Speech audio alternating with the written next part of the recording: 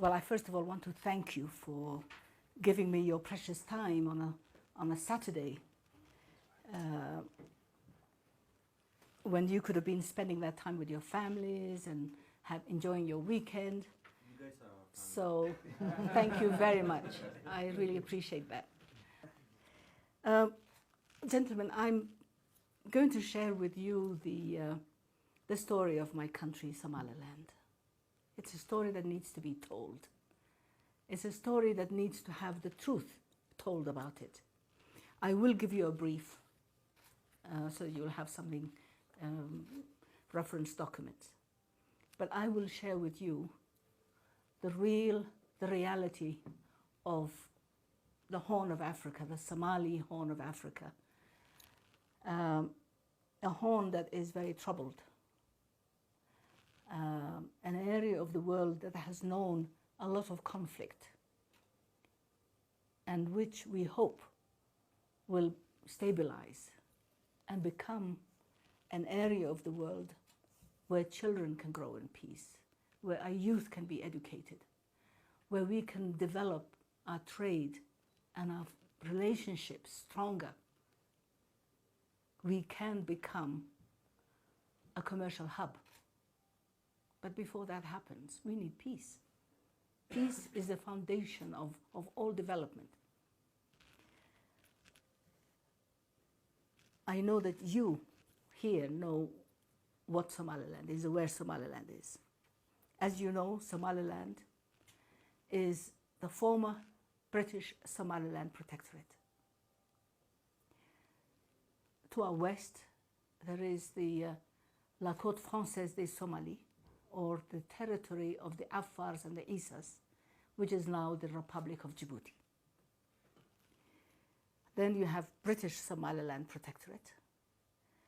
And then to the east, we have La Somalia Italiana, Italian colony of Somalia, and one of the three colonies that Italy had in Africa: Somalia, Eritrea, and Libya. It's geography, it's history, it's fact. You cannot change it, I cannot change it. That is history. But very few people know about it. Somaliland is the only country among those countries that has never been colonized. We had a treaty of protection with Great Britain. Djibouti was a colony, Somalia was a colony. But Somaliland was the British Somaliland Protectorate. That is very important because as a protectorate, we have always been sovereign. Somaliland gained its independence on the 26th of June, 1960. We have the same birthday, the same Independence Day as Madagascar. And we became the 12th independent country in Africa. 42 countries sitting in the African Union today were still under colonial rule when Somaliland became independent.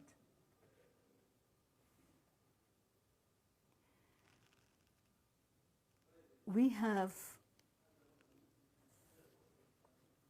because Somaliland had its sovereignty, we had a very powerful national movements that were campaigning for the independence of all nations. There was the wind of change, the wind of freedom in the late 50s, in the mid 50s, and the time of Kwame Nkrumah, Julius Nyerere, and Jomo Kenyatta, Hastings Banda.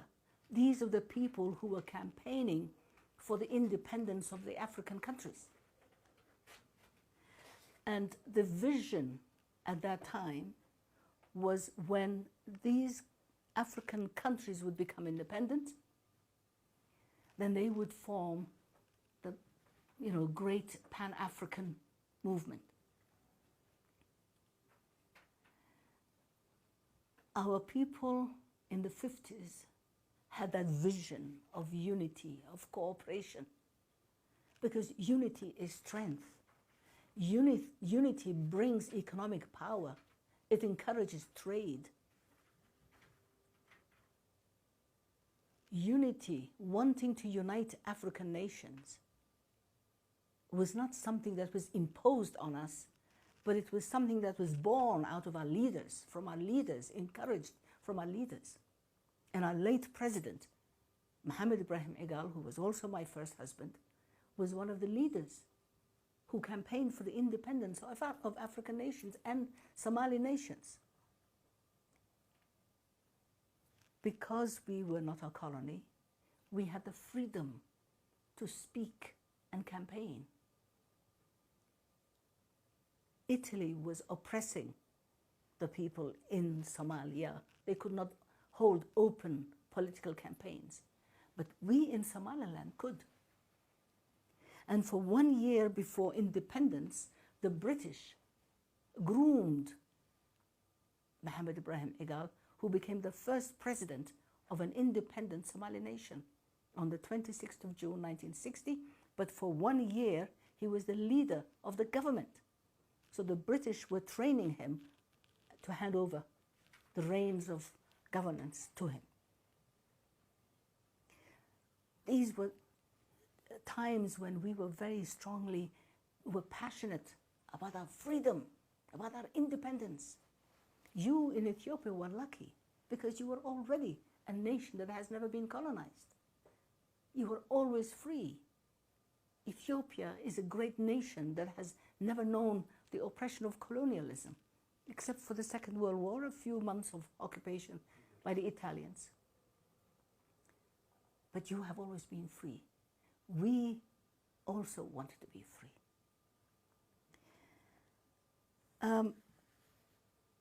When Somaliland became independent and the date was signed for the independence of Somaliland, we began to campaign for the other Somalis. And the first ones were the ones in Somalia.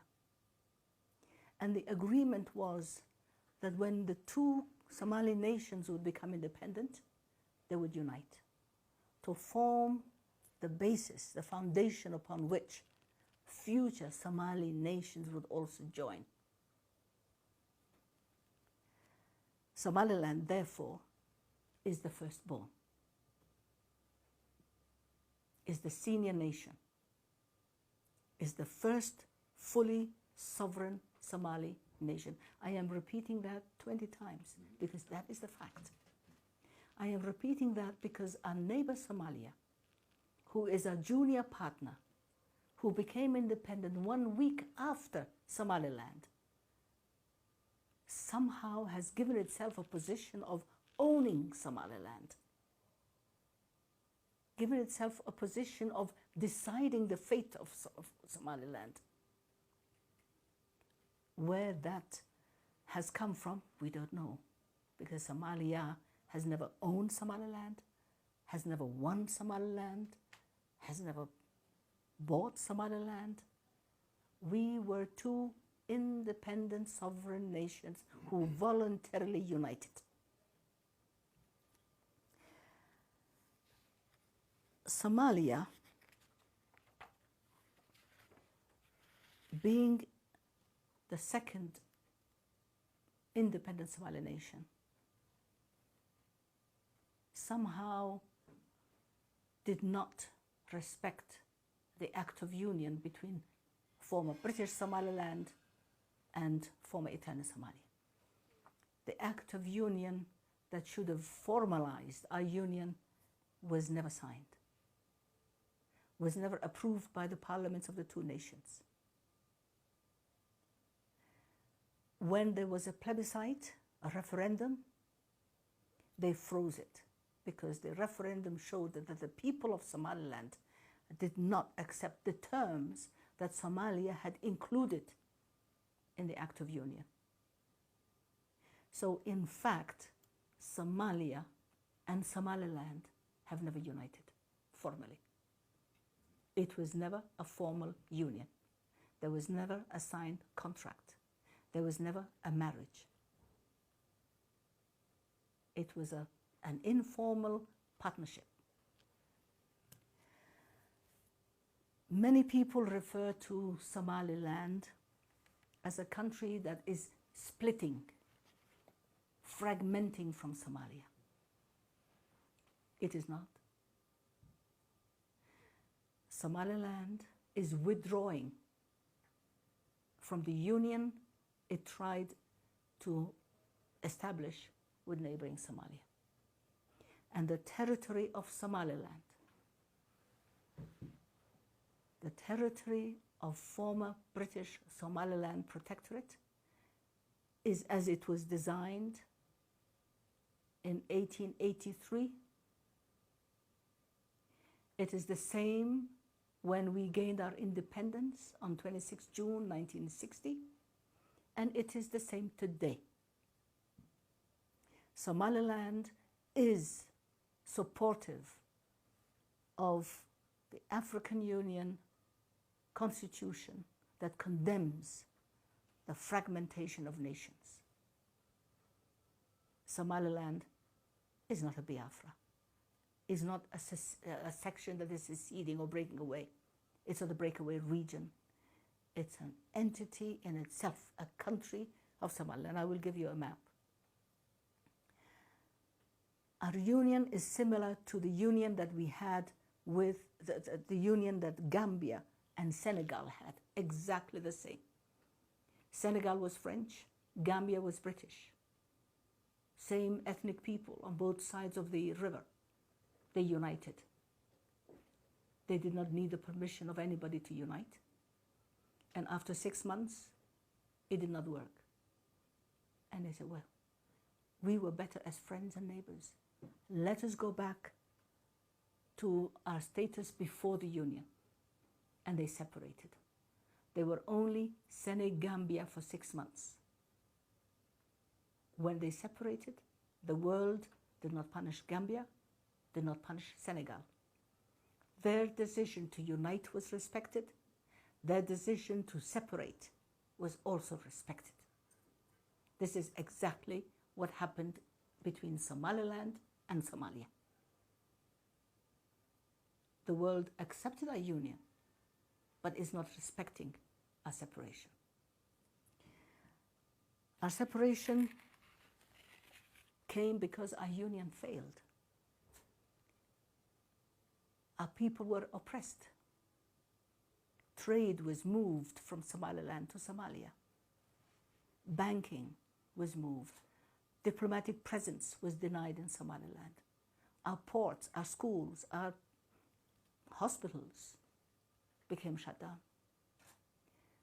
And when the oppression intensified, they took punitive military measures. In fact, there was an attempted coup to separate. The father of Ambassador Salam was a leader of the coup that was attempted on the 10th of December 1961. 1961. I was there because I was wounded. The union failed from the beginning. And when the wish to separate became denied, it turned into a freedom fighters, militia. Many of them sought refuge inside Ethiopia to fight the oppressors, the dictatorship of Siad Barre. From 1982 until 1991, a 9-year civil war continued to separate and withdraw from that union we went into with Somalia. And that war brought airplanes to bomb our cities. Russian MiG fighters were flattening our cities. Civilians were massacred. The weak, the sick, the old, the wounded were thrown into mass graves. Young children, school children, became mobile blood banks. Mobile blood banks because they would go into the classroom and they would say, you, come over. And they would bleed them. They would just take all their blood because they believed if they're young, 11, 12-year-old, their blood is healthy, they have no disease, and they would take all the blood from their child and use for their troops. And when this child collapses, they would throw him into a mass grave. 87 mass graves have been catalogued by the United Nations forensic teams. And we keep finding new mass graves even to this day. Every time it rains, it uncovers new mass graves. Each one containing dozens, if not hundreds, of human remains with their clothes on, with their shoes on, with their belts on. Young ones, small skeletons, baby skeletons, 5, 6, 10-year-old skeletons. What is the military danger of killing a 5-year-old because he or she is from Somaliland?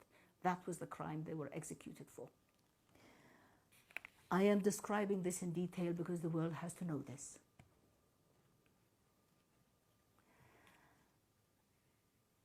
In 1991, 9 years after our civil war ended, we ousted, defeated the troops of Siad Barre. Ambassador, Minister Abdullahi was another freedom fighter at that time, in the bush. Once the military aggressions were ousted,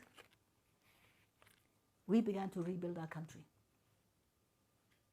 But before we could do that, we offered a general amnesty to all our people. All the clans, traditional elders, sultans, chiefs, leaders of Somaliland agreed on 2 things. The unanimous separation from Somalia. 2, their peace among themselves. No enmity, who was with who was fighting what. General amnesty. And that general amnesty also included the troops, about 30,000 troops of Somalia were still inside Somaliland territory and were as prisoners.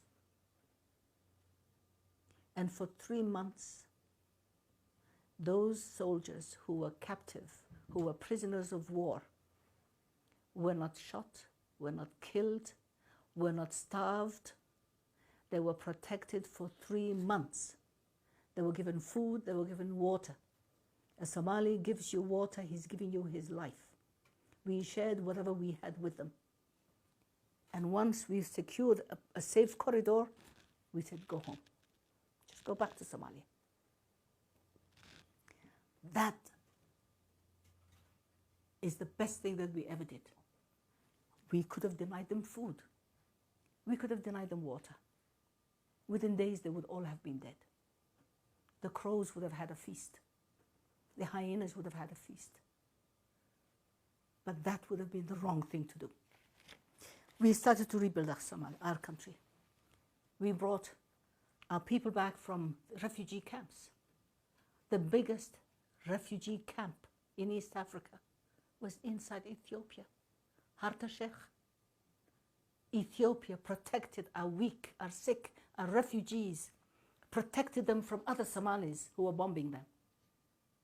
You gave 1 million of our people protection, and we will always, always be appreciative and grateful for that.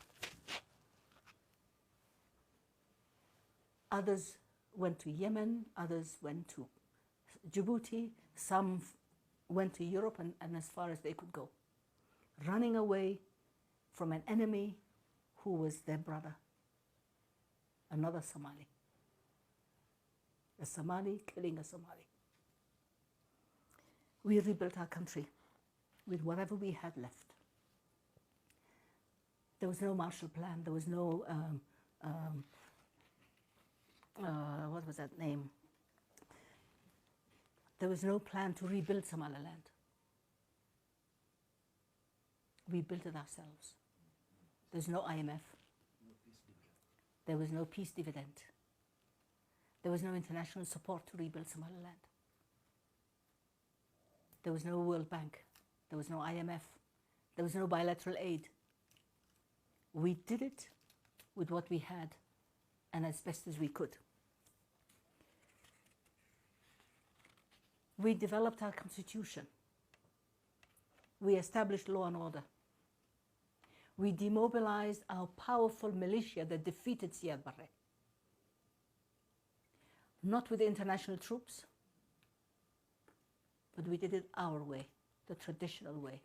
We disarmed a very powerful militia with less than $100,000, paid for by the people, by the community themselves. Our neighbor Somalia has had every nation support it and has failed to demobilize its Shabab and its militia. 28 international nations have been in Somalia. Americans have been there, the Germans were there, the Brits were there, the Ethiopians are there, the Djiboutians are there, the Kenyans are there, the Ugandans are there, the Rwandans are there, the Burundians are there, the Pakistanis were there. 28 nations have given their sons and the blood of their sons to protect Somalia, inside Somalia. And a victory is still not in sight. I don't know how many Ethiopian troops have died there. I don't know how many Americans have died there. Anybody who has watched Black Hawk Down will see the Marines who were dragged in the streets. Today it is Somalia refugees who are in Kenya, Dadaab, who are protected by Kenyans in Kenya.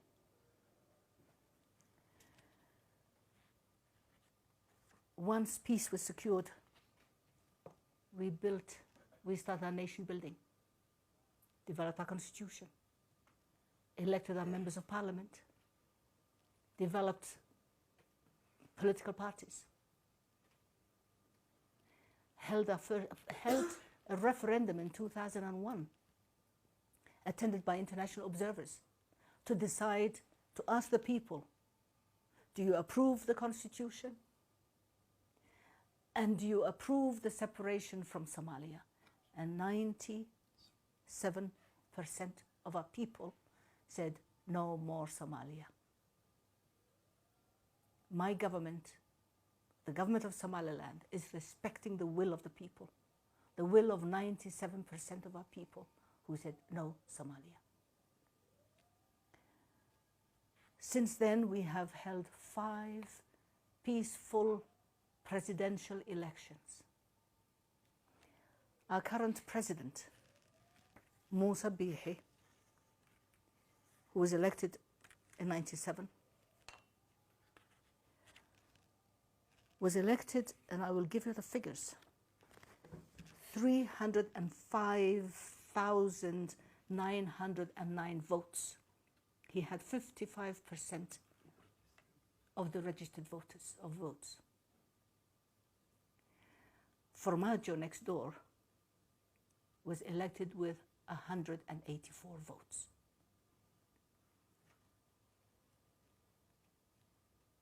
Who is a true president? This is the question I ask myself. Which one is a true president? The one who is elected by 1/3 of a million people in a population of 4 million. By the way, the land of Somaliland is bigger than 18 countries in Africa. Because many people think it's a small country. We are bigger than 18 countries. Our coastline is 850 kilometers long and pirate-free 850 kilometers coastline. When right next door in Somalia, in the tip of the Horn, in that region that calls itself Puntland now, Mijertenia, is known as the world's most pirate-infested waters in the world. So right next door is the most pirate-infested waters, where ships are pirated, where people are taken hostage. And in Somaliland, we have never had one single hostage taking, Not one single act of piracy has taken place in Somaliland. And in the last 28 years that Somaliland has separated from Somalia, we've had one act of terrorism in 2008, instigated, of course, by neighboring Somalia. When Somalia experiences several terrorist acts a week, if not a day. The president of my country, Somaliland, controls the entire country of former British Somaliland Protectorate. All 175,000 square kilometers of it.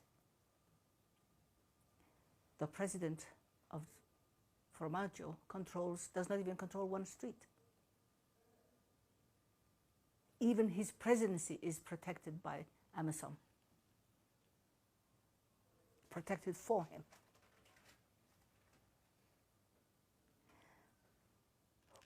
I wonder who is a president then? President of what? We have,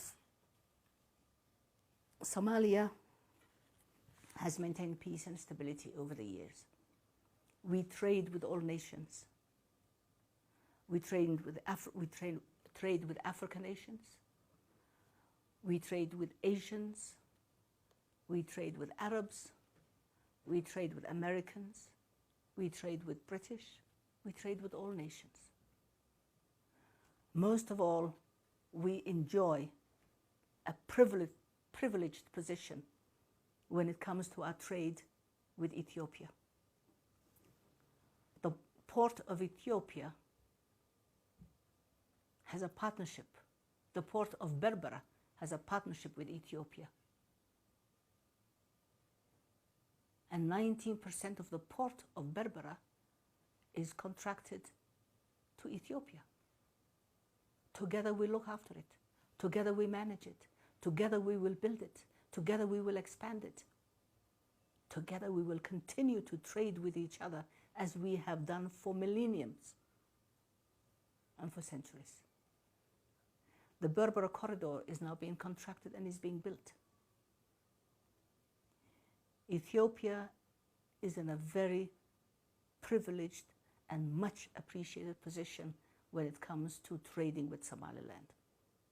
And at this point, I really want to thank the repeated hospitality and the welcome that our government and our delegations receive each time we come to Ethiopia. Ethiopia has become our second home. We come here for education. We come here for health. We come here for political discussions. Our partnership grows and strengthens from day to day. And I would like that to be recorded, please. Our expression of thanks and appreciation to be recorded.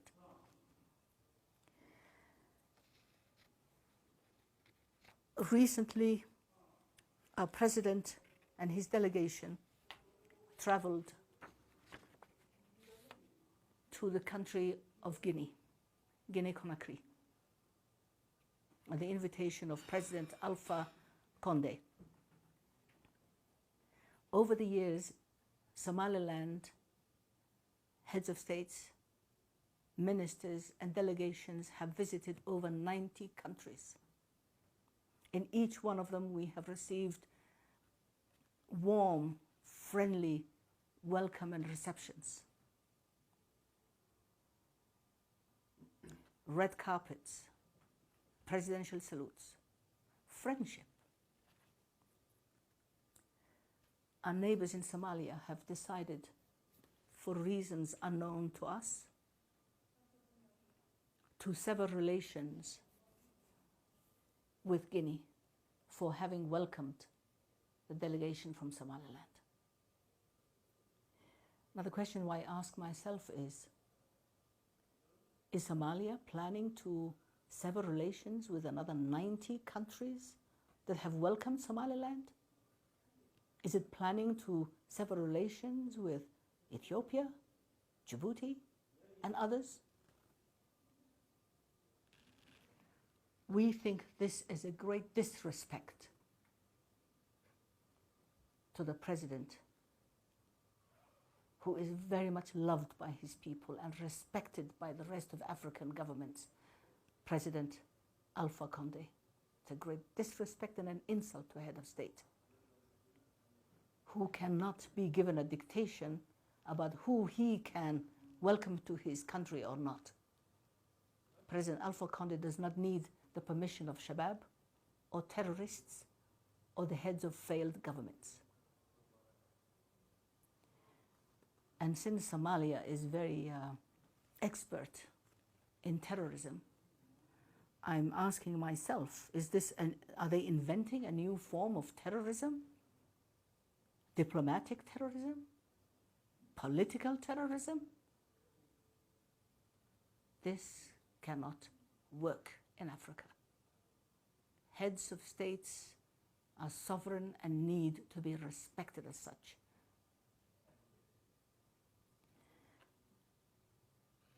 The world considers us to be still part of Somalia. When we united with Somalia, Somalia was one country. Today, Somalia is fragmented.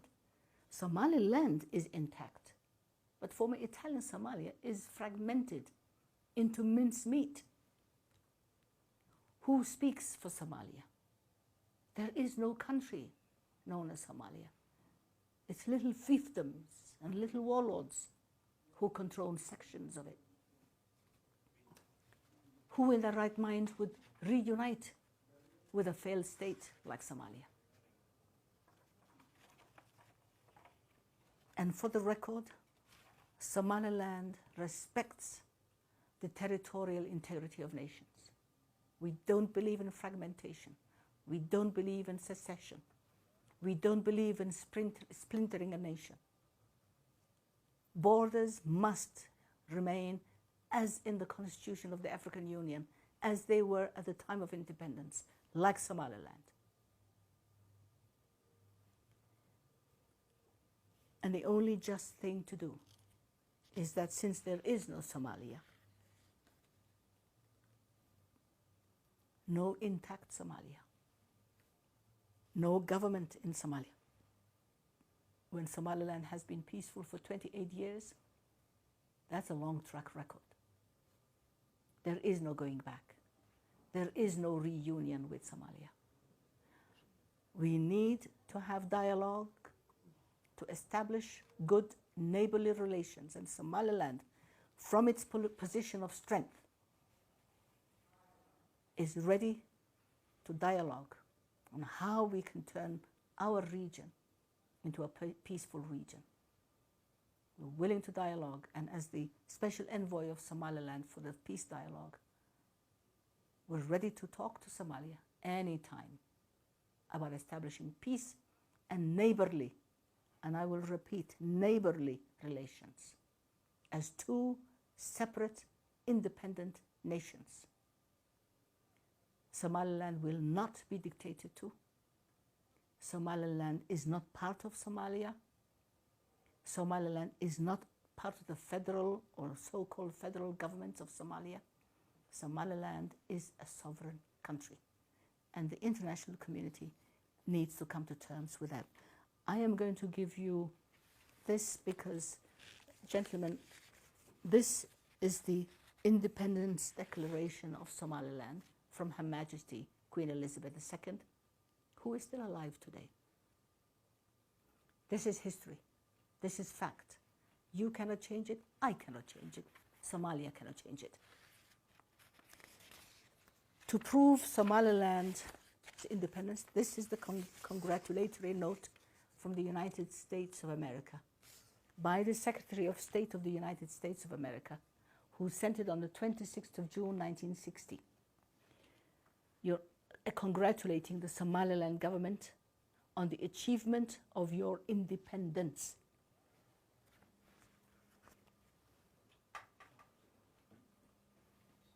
Yeah, on the achievement of your independence in 1960. So when people say Somaliland wants its independence, they don't know what they're talking about. Somaliland has always been independent. And I will have also added this to show you French Somaliland, Djibouti, British Somaliland, and some Italian Somalia. That's how the territory was at the time of independence. And gentlemen, I am happy to answer some questions if necessary. I will give you this as a reference, and my colleagues and the Minister of Health, who I should have introduced at the beginning, and I hope you will forgive me for this oversight, are here. We're here on a goodwill, not only for Somaliland, but for the entire Horn. We must be wise. We must build our nations, and we must bring peace to our Horn of Africa. We cannot spend all our energy on fights and weapons and killing. We must learn to build and grow. We must learn to improve. We must reach the development that other nations have reached because of peace and stability. So I thank you for having given me this opportunity to explain the position of my country to you. I hope you will share this with the world, and I'm happy to answer any questions. And of course, you will excuse me because I am 82 years old. If I talk too long, you will forgive me, but that's what grandmothers are for. Thank you. So my first question is, at 82 years old, how do you stay so beautiful and so young? What's the magic? So my second question, your nation is lucky to have you. I've never listened to someone speak so eloquently for a country that we know very little about. I've never been to Somaliland, but I'm tempted to even come by your speech. And I was just listening to trying to watch your TEDx talk, and I was doing your background information because you didn't introduce yourself at the beginning. But it's like listening to it's like poetic justice. So thank you. So my question is, our prime minister is known to venture to nations like Sudan and even attempt to bring peace in Yemen, and trying to bridge the gap between Kenya and Somalia. Have you spoken to him? Have you, your president, in terms of having him play a role to bring the kinds of conclusion you want to see between Somaliland and Somalia? Thank you. Your president is my friend. She's my colleague, my friend, and you're very, very lucky and blessed to have a woman president like Sahle. We were diplomats together in Djibouti when she was ambassador. And she's a great woman. I love her very much. Well, I just saw her in Vancouver a few weeks ago. We just kissed. Your prime minister did not forget to try and bring peace. He brought peace between Eritrea and Ethiopia. Who would have imagined, who would have thought that possible a year or two ago? The problem is in Eritrea and in Ethiopia, you have people who can dialogue and speak and understand each other. Our neighbors in Somalia do not want peace because they are gaining from lawlessness. Lawlessness has become their trade. They don't want to come to the table. They don't want to accept anything short of domination or ownership of Somaliland. And this is not going to happen. When Somalia cannot even control its own country, that is the obstacle. We don't have a willing partner. We are ready. And your prime minister did not overlook that. He tried. My president and your prime minister have had several dialogues because together we work on the peace and stability of the Horn. Ethiopia is our biggest partner. That's why we have no pirates. That's why we have no terrorists. Together we keep watch. You sleep because we keep watch. We sleep because you keep watch. We keep watch for each other. Our partners, our neighbors in Somalia do not want peace. Thank you. Regarding any kind of contacts you may have with Somalia, or the government based in Mogadishu, do you have or are you trying to have low-level contacts or indirect contacts with people that have, let's say, close contacts with administration of Farmajo for the administration of Farmajo to to ensure, at least to try to have a neighborly dialogue and for the general well-being of the Horn region. My second question relates to there are disputed borders with Puntland, I understand. From time to time, there have been several daily clashes. What's the situation currently? There has been no stable government in Somalia for the past 28 years. They've had 16 peace conferences to bring peace among themselves in Somalia, Italian Somalia. To this day, they are even more fragmented today. As you know, they've had every 4 years there's a new one who comes. Ali Mahdi, Hussein Aidid, and so on and so on and so on and so on to Farmajo. Every 4 years a new one comes. They change their name: transitional government, national government, federal government. I don't know, next one, I don't know what they're going to call it. No government. But somebody comes, gets nominated by 200 votes, spends $1-2 million, buys the votes, collects as much money as he can, and goes away and makes room for the next one. The people of Somalia are suffering. But the people of Somalia have no vote, have no voice. They have no peace. They have not known peace for 28 years.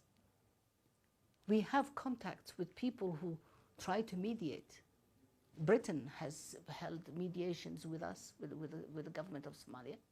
Turkey, twice. The Emirates, the Egyptians have tried.